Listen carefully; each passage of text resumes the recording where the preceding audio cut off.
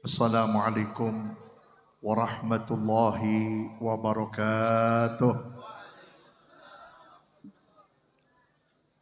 Bismillahirrahmanirrahim. Alhamdulillahi rabbil alamin.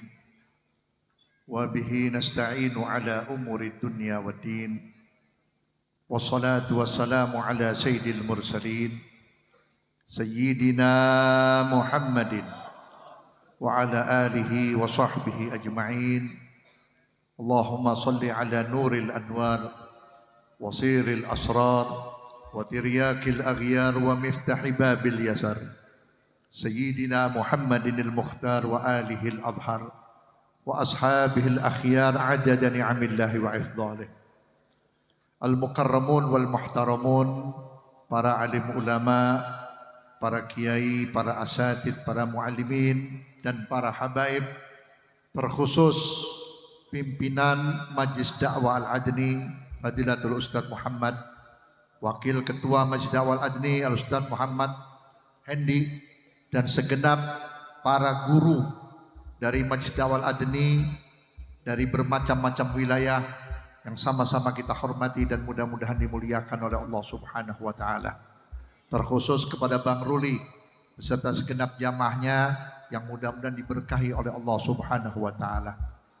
Alhamdulillah, malam ini kita menyambut akan hari atau bulan lahirnya manusia agung, yaitu Nabi besar Muhammad sallallahu alaihi wasallam. Memperingati Maulid Nabi itu bukan hanya di bulan Rabiul Awal. Setiap hari kita boleh memperingati daripada lahirnya Nabi Muhammad. Sebagaimana dikatakan oleh Imam Ad-Dibai, penyusun Maulid Diba, seandainya manusia memperingati Maulid Nabi setiap hari dan setiap waktu, itu hukumnya wajib. Apa sebab? Memperingati Maulid bukan sekedar kumpul-kumpul, bukan sekedar kita baca-baca, bukan sekedar kita makan-makan, tapi mewujudkan rasa terima kasih kita adanya Nabi Muhammad sallallahu alaihi wasallam. Dulu di zaman Nabi ada kelompok ibu-ibu atau kelompok wanita di satu desa, di mana ibu-ibu tersebut setiap hari Senin mengumpulkan makanan, mengumpulkan pakaian yang layak pakai walaupun tidak baru, mengumpulkan uang, korma dan lain sebagainya. Dan sudah dikumpulkan ini, lalu Nabi mengutus seorang sahabat untuk menanyakan apa dasar dan alasan ibu-ibu tersebut. Akhirnya sahabat Nabi datang menghadap ibu-ibu. Hai ibu, kenapa ibu melakukan hal seperti ini setiap hari Senin? Kemudian dijawab oleh satu pimpinan kaum ibu, kami melakukan ini karena kami mengikuti Nabi Muhammad. Nabi Muhammad itu setiap hari Senin berpuasa dalam rangka memperingati hari lahirnya sendiri, mensyukuri hari lahirnya sendiri. Sedangkan kami ini wanita, kadang-kadang hari Senin lebih, punya uang lebih, punya pakaian lebih, kemudian kami bagikan kepada fakir miskin di daerah ini dengan tujuan mensyukuri lahirnya Nabi Muhammad. Setelah dijawab, sahabat pulang menghadap Rasulullah. Disampaikan oleh sahabat tersebut apa yang sudah disampaikan oleh kelompok ibu tersebut. Langsung Nabi dari lisan yang mulia menyatakan, salasatun yadkhulunal jannata bighairil hisab. Ada 3 golongan manusia yang dijamin oleh Nabi kalau masuk surga nggak pakai diperiksa lagi, nggak pakai dijemur dengan matahari yang begitu panas, tidak menghadapi hisab Allah, tidak menghadapi pemeriksaan Allah, insya Allah dimasukkan ke dalam surga dengan secepat-cepatnya.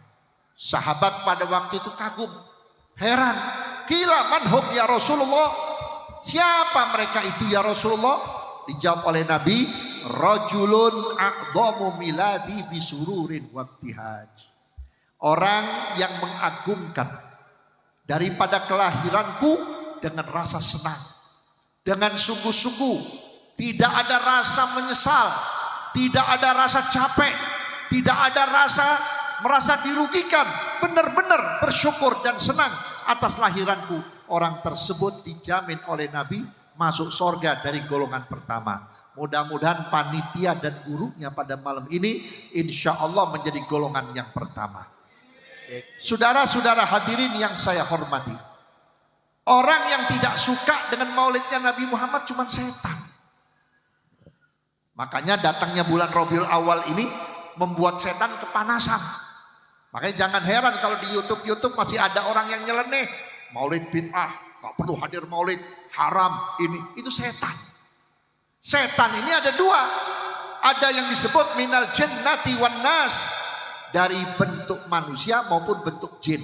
Yang bentuk jin gak kelihatan, yang suka membisikkan sesuatu yang jelek kepada kita. Yang nampak yaitu manusia, tapi berwujud setan, kerjaannya gak suka dengan Nabi Muhammad. Sekarang bagaimana kita mau beriman kepada Allah kalau gak ada Nabi Muhammad? Kita bagaimana mau kenal sholat, mau kenal sujud, mau kenal ilmu tanpa Nabi Muhammad? Bahkan kita mulia dan terhormat karena Nabi Muhammad. Ibu punya anak, bapak punya anak. Siapa yang ngajarin anak kita birrul walidain? Siapa yang ngajarin bapak dan ibu mendidik anak? Siapa yang menjadikan anak-anak kita menjadi waladun soleh atau anak-anak yang solihah? Kalau bukan Nabi kita Muhammad SAW. Bersyukur kita menjadi umatnya Nabi Muhammad. Berterima kasih kita menjadi umatnya Nabi Muhammad. Terus terang, apa yang kita lakukan kepada Nabi Muhammad belum seberapa dengan jasanya Nabi Muhammad. Mungkin kalau malam ini dana maulid 100 juta, mungkin lebih besar jasanya Nabi Muhammad. Besarnya kayak apa? Di mana ada manusia yang mau memikirkan umatnya di saat sakaratul maut. Kalau bukan Nabi Muhammad. Suami ibu yang katanya sayang, yang katanya cinta, yang katanya setengah mati hidupnya. Hidupnya benar-benar cinta. Begitu sakaratul maut belum pernah ada suami nyebut nama istri. Tapi lihat Nabi Muhammad. Begitu malaikat Israel datang menjemput Rasulullah untuk mencabut rohnya Nabi Muhammad, begitu ditarik rohnya Nabi Muhammad sampai di lutut atau di dengkul, Nabi berkata, ya Israel, tolong berhenti sejenak. Saya nggak kuat merasakan perih dan sakitnya dicabut nyawa. Langsung malaikat Jibril di sebelah kanan Nabi Muhammad, ya Habibar Rahman, hai kekasih Allah yang maha mulia dan maha penyayang, ini yang paling pelan. Ini yang paling halus, ini yang paling ringan, yang spesial khusus Allah berikan untukmu. Kaget Nabi Muhammad. Kalau yang paling pelan saya nggak kuat, yang paling ringan saya nggak kuat. Wa kaifa bi ummati? Bagaimana dengan umat? Di situ Nabi berdoa, ya Allah, biar sakit nggak apa-apa.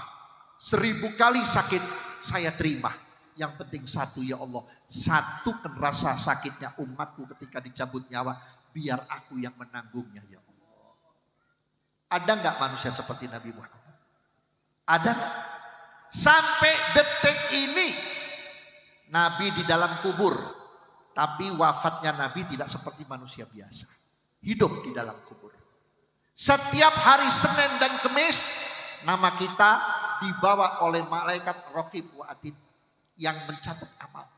Ya Rasulullah, ini namanya Bang Ruli bersama jamaahnya pada malam minggu merayakan, mengadakan, mensiarkan hari lahirmu dengan susah payah, dengan apa adanya, dengan keikhlasan. Apa jawab Nabi? Apabila aku mendengar amal baik dari umatku, aku teriak memohon kepada Allah, bersyukur kepada Allah, ya Allah, muliakan umatku dunia dan akhirat. Tapi sebaliknya, ada malaikat membawa laporan jelek. Ya Rasulullah, umatmu maksiat, umatmu berbuat salah, umatmu meninggalkan sholat, umatmu durhaka dan sebagainya. Nabi memohonkan ampun, ya Allah, ampuni umatku, ya Allah. Aku tidak ridho, ya Allah, dan aku tidak bisa, ya Allah, menerima umatku mati dalam keadaan berdosa, ya Allah. Yang ketiga, nanti di yaumil mahsyar, di Di saat manusia dibangkitkan dari kubur, tidak ada yang mau kenal kepada kita. Bapak lari dari anaknya, anak lari dari bapaknya, istri lari dari suami, suami lari daripada istrinya. Yang tadinya kita kenal, duduk bareng, tegur sapa, saat itu manusia sudah nggak ada waktu untuk tegur sapa. Kenapa? Keadaan yang sangat dahsyat. Bayangkan Pak, kepala kita ini sama matahari udah nyundul. Seperti kita berada di rumah yang pendek, yang mana kepala kita ini sudah gak ada batasnya dengan matahari, nempel di kulit kepala. Kayak apa panasnya dan kayak apa ngerinya. Di kanan orang menangis, di kiri orang menangis, di sana orang berteriak mengharapkan pengampunan dari Allah. Mau kemana kita? Mau minta tolong kepada orang tua gak kenal sama kita. Mau minta tolong kepada atasan gak kenal kepada kita. Hanya Nabi kita Muhammad. Kalau di dunia kita tidak pernah dekat dengan Nabi Muhammad lewat majlis taklim. Kalau di dunia kita nggak pernah dekat dengan Nabi Muhammad lewat majlis sholawat. Kalau di dunia kita sebagai orang tua tidak berusaha mendidik anak kita supaya menjadi anak yang cinta kepada Nabi Muhammad, niscaya kita tidak mampu bertemu dengan Nabi Muhammad. Kita kalau mau berbicara keadaan yaumil mahsyar, waktunya sangat panjang. Akhirnya apa? Ketika umat Nabi Muhammad digiring ke satu pintu, yang mana pintu itu kalau dibuka ada Shiratal Mustaqim, rambut yang terbelah 7. Itu lebih tajam dari silet, Bu.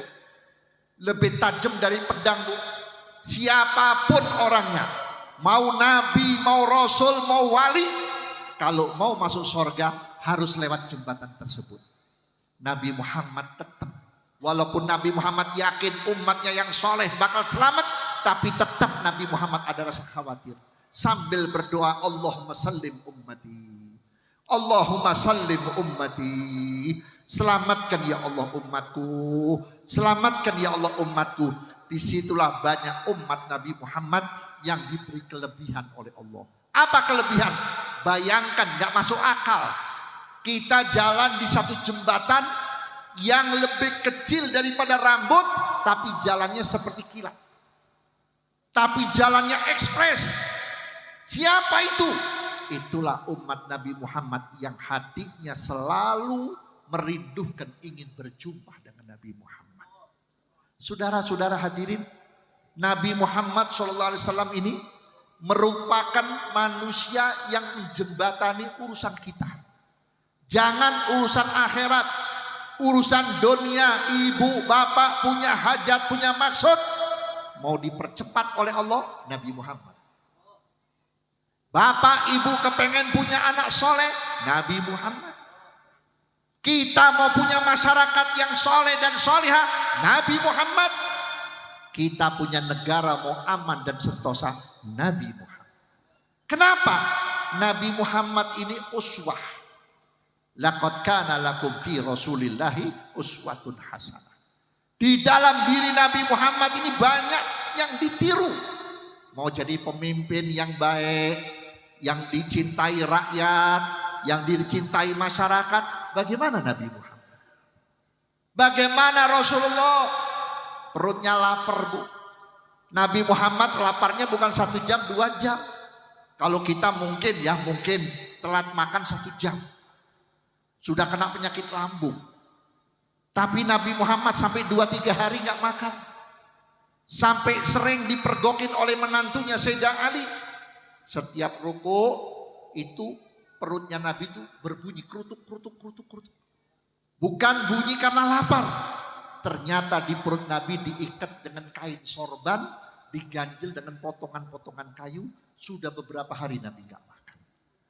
Perutnya lapar, tapi masih mencarikan beras atau gandum atau korma untuk tetangga-tetangganya yang miskin.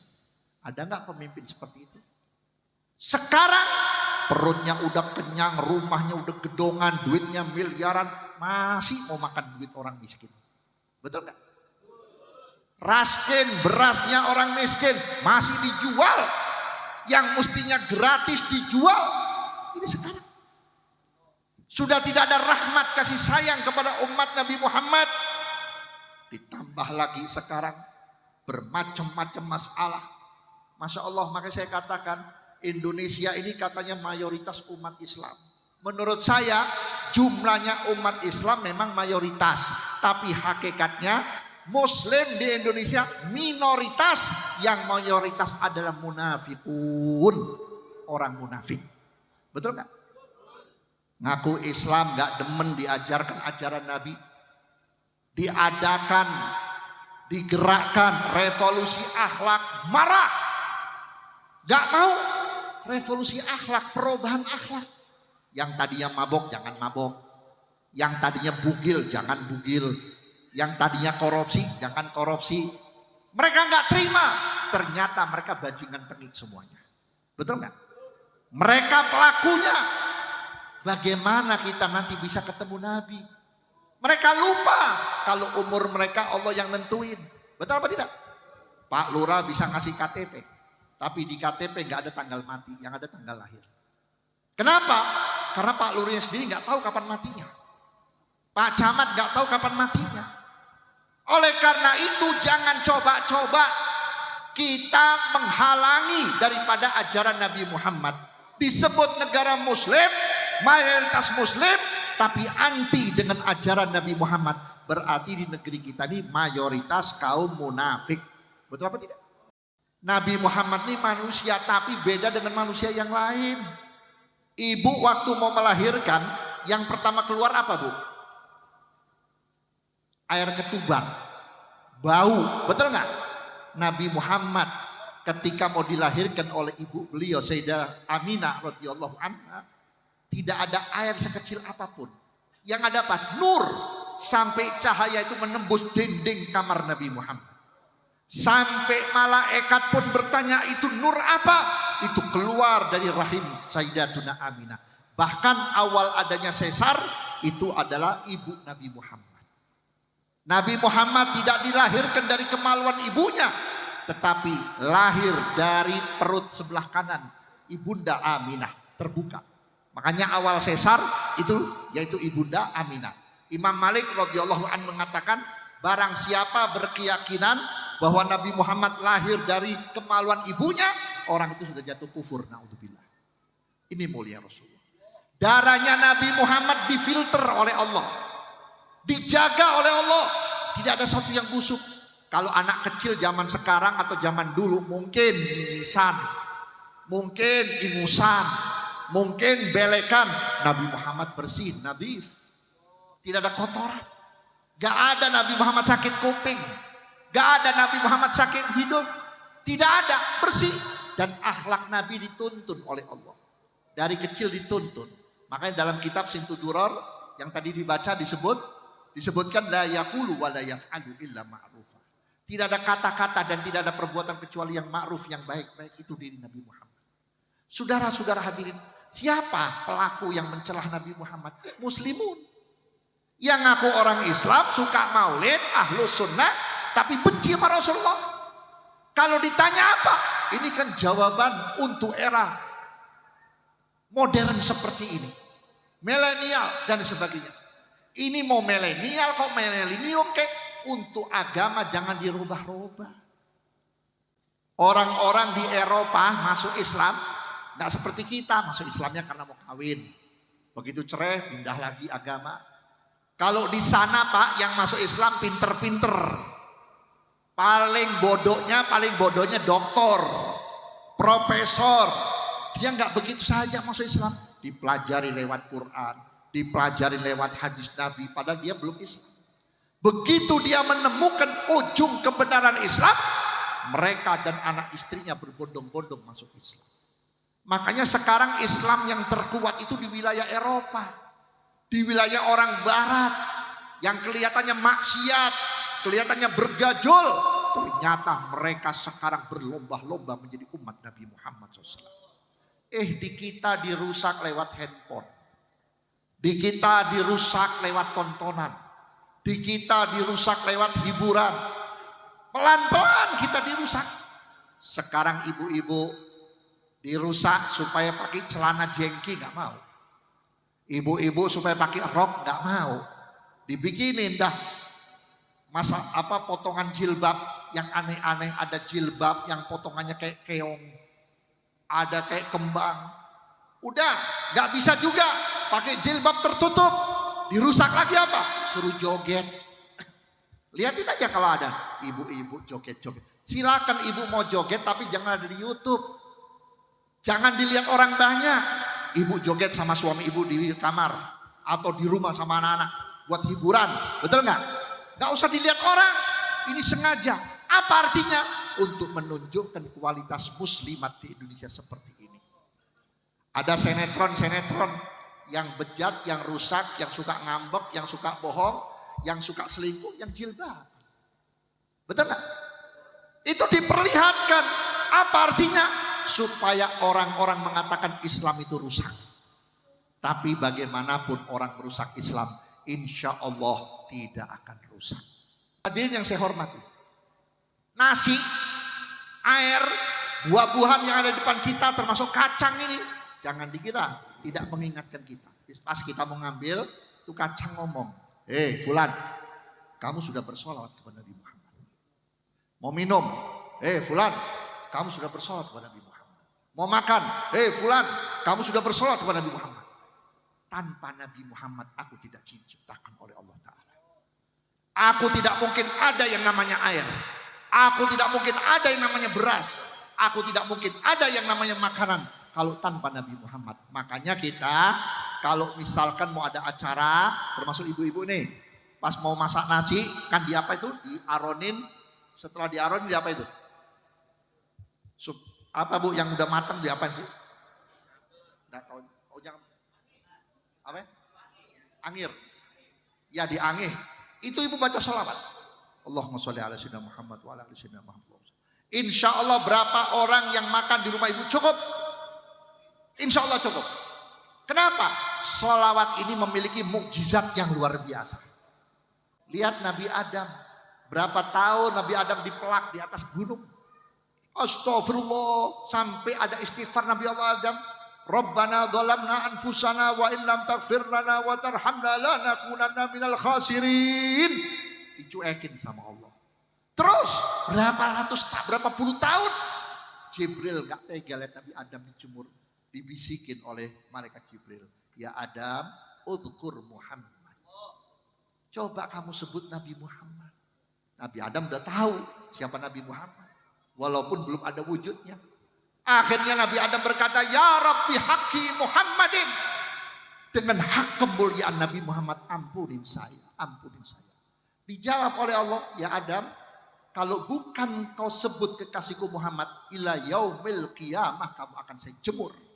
Makanya di situ Sayyidina Abu Bakar Siddiq, sahabat Nabi yang pertama, ya khalifah Nabi yang pertama, beliau mengatakan seorang bertobat dengan sholawat lebih cepat daripada istighfar. Kalau istighfar kita mesti nangis, mesti ngebayangin kemarin kita ngejableng, kemarin kita mabuk, kemarin kita nyolong. Tapi kalau sholawat biar kita udah nggak inget apa-apa. Allahumma sholli ala sayyidina Muhammad wa ala sayyidina Muhammad. Allahumma sholli ala sayyidina Muhammad wa ala sayyidina. Kalau takut kepanjangan sallallahu ala Muhammad sallallahu. Tapi niat pertama, ya Allah dengan sholawat ini saya tobat. Dengan sholawat ini ampunin saya ya Allah. Pada saat itu diampuni dosa kita besar atau kecilnya. Ini berkah Nabi Muhammad SAW. Maka oleh karena itu dengan adanya peringatan Maulid Nabi sekaligus kita diperingatkan oleh Allah. Berapa tahun kita jadi umatnya Nabi Muhammad. Berapa tahun kita jadi umatnya Rasulullah. Sudah apa yang kita lakukan untuk Nabi Muhammad. Mudah-mudahan apa yang digerakkan oleh guru-guru kita lewat Ustadz Muhammad sebagai pimpinan Majlis Dakwah Adni, lewat Ustadz Muhammad Hendi, lewat Habib Abdurrahman, lewat Bang Ruli, lewat majelis ratibnya, insya Allah ini merupakan karya-karya yang dicintai oleh Nabi Muhammad. Di dalam ratib ada sholawat, sholawatnya bukan satu, bukan dua, kurang lebih 21. Bagaimana Nabi Muhammad tidak menjawab di dalam kuburnya. Kalau setiap malam apa ratibnya sih? Majlisnya? Hah? Malam Sabtu. Kalau malam Sabtu kumpul lebih dari 10 orang, baca sholawat Allahumma sholli ala Muhammad Allahumma sholli alaihi wasallam sampai akhir, bagaimana Rasulullah tidak sibuk menerima oleh-oleh dari kita.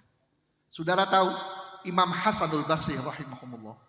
Imam Hasanul Basri termasuk tabi'in. Satu waktu mengutus muridnya.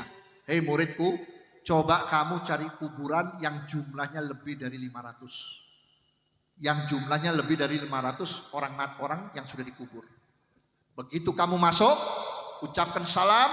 Setelah itu kamu ucapkan Allahumma sholli ala sayyidina Muhammad wa ala ali sayyidina Muhammad.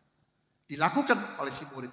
Murid itu dapat kuburan yang jumlahnya lebih dari 500. Diucapkan Allahumma sholli ala sayyidina Muhammad wa ala ali sayyidina Muhammad. Selesai, namanya murid penasaran. Balik menuju ke Imam Hasanul Basri. Ya Imam Hasanul Basri, apa manfaatnya saya mencari kuburan yang jumlahnya banyak, kemudian saya sudah temukan, kemudian saya sudah membaca sholawat 1 kali sesuai dengan perintahmu. Jawab Imam Hasanul Basri, ketika kau masuk ke dalam kuburan, ucapkan Allahumma sholli ala sayyidina Muhammad wa ala ali sayyidina Muhammad. 500 orang yang sedang dibanting, diinjek-injek oleh malaikat, diampuni dosanya. Berhenti malaikat sampai hari kiamat tidak menyiksanya. Bagaimana kalau di antara kita pas ziarah ke makam orang tua baca Ratib Al-Idrus, terus membaca sholawat yang begitu banyak. Masya Allah, mungkin yang diampuni bukan cuma bapak kita atau ibu kita, bukan keluarga kita, tapi seluruh orang yang ada di makam itu diampuni oleh Allah Subhanahu wa Ta'ala. Maka oleh karena itu, majlis ratib ini yang saudara baca, ratibnya ini merupakan ratib pertama, ratib paling tua. Sebelum ada ratib Al-Attas, Al-Haddad, ratib Al-Idrus. Maulana Rahmatullah Sunan Ampel dan Wali Songo sudah mengamalkan ratib Al-Idrus. Kenapa? Karena ayah dari Wali Songo itu pernah belajar kepada Habib Abdullah Idrus Sahibur Ratib. Maka oleh karena itu pertama kali Sunan Ampel ngadain tahlil yang diambil dari rancangan Ratib Al-Idrus. Dari awal Fatihah, awal Baqarah sampai akhir Baqarah. Tahlil, tasbih, tahmid, sholawat. Makanya siapa orang yang mengamalkan Ratib Al-Idrus ini, insya Allah bukan cuma kita dapat pahala saja. Ibu kita, kakek kita, bapak kita, saudara kita, guru-guru kita yang lebih dahulu meninggal dunia, kepercikan rahmat dan pahalanya. Walaupun beliau ada di dalam kubur bertahun-tahun, malam ini ikut tertawa dan bersenang-senang. Karena ada anggota keluarganya yang ikut baca ratib, terlebih-lebih membaca sholawat. Karena banyak guru-guru kita sudah hadir di tempat ini, kurang dan lebihnya mohon maaf. Assalamualaikum warahmatullahi wabarakatuh.